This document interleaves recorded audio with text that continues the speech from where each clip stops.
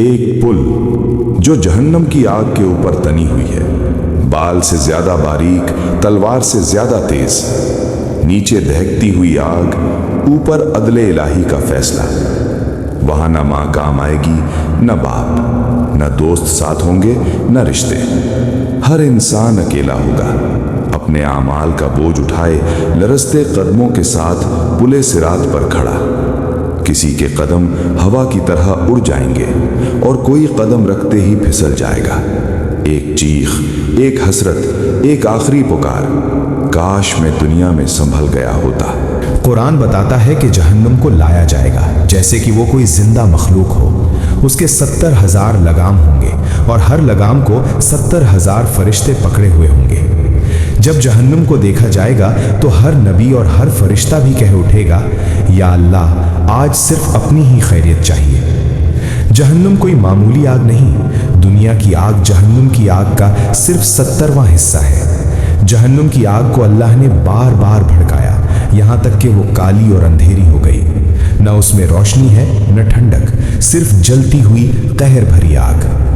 جہنم کے کئی دروازے ہیں، قرآن کے مطابق اس کے 7 دروازے ہیں، اور ہر دروازہ ایک خاص قسم کے مجرم کے لیے ہے۔ کہیں جھوٹی عقیدے والے ہوں گے، کہیں ظلم کرنے والے، کہیں نماز چھوڑنے والے، کہیں تکبر کرنے والے، اور کہیں وہ لوگ جو سچ جانتے ہوئے بھی اس کا انکار کرتے رہے۔ جب مجرم جہنم کے قریب لائے جائیں گے تو جہنم غصے سے گرجے گی، جیسے شکار کو دیکھ کر درندہ گرجتا ہے۔ قرآن کہتا ہے کہ جہنم انہیں دور سے ہی دیکھ لے گی اور جوش اور چیخنے کی آواز نکالے گی۔ اس وقت مجرم سمجھ جائے گا کہ اب کوئی راستہ نہیں۔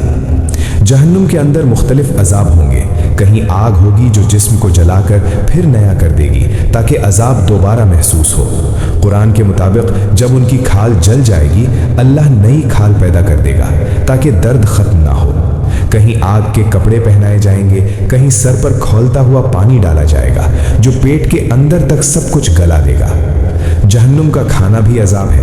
وہاں زقوم کا درخت ہوگا، ایسا درخت جو نیچے جہنم کی گہرائیوں سے نکلے گا۔ اس کے پھل شیطانوں کے سر جیسے ہوں گے۔ جب بھوک سے مجبور ہو کر مجرم اسے کھائے گا تو وہ پیٹ کے اندر جا کر ابلنے لگے گا جیسے کھولتا ہوا پانی۔ پھر اس پر اوپر سے پیپ اور خون ملا ہوا کھولتا پانی پلایا جائے گا۔ وہاں کا پانی پانی نہیں بلکہ عذاب ہے۔ جب پیاس حد سے بڑھ جائے گی اور وہ پانی مانگے گا تو اسے ایسا پانی دیا جائے گا جو چہرہ جلا دے گا۔ جیسے ہی وہ منہ کے قریب آئے گا، چمڑی اتر جائے گی۔ جہنم میں رہنے والوں کے درمیان بھی کوئی رحمت نہیں ہوگی۔ ہر شخص اپنے درد میں گھرا ہوگا۔ وہ ایک دوسرے کو الزام دیں گے۔ کمزور لوگ کہیں گے، ہمیں تم نے گمراہ کیا، اور طاقتور کہیں گے، ہم پر کیا الزام، تم خود غلط تھے۔ لیکن کوئی کسی کا بوجھ نہ اٹھا سکے گا۔ سب سے خوفناک بات یہ ہوگی کہ وہاں موت نہیں ہوگی، نہ زندگی کا سکون، نہ موت کا خاتمہ، صرف ایک لمبی بے انتہا سزا۔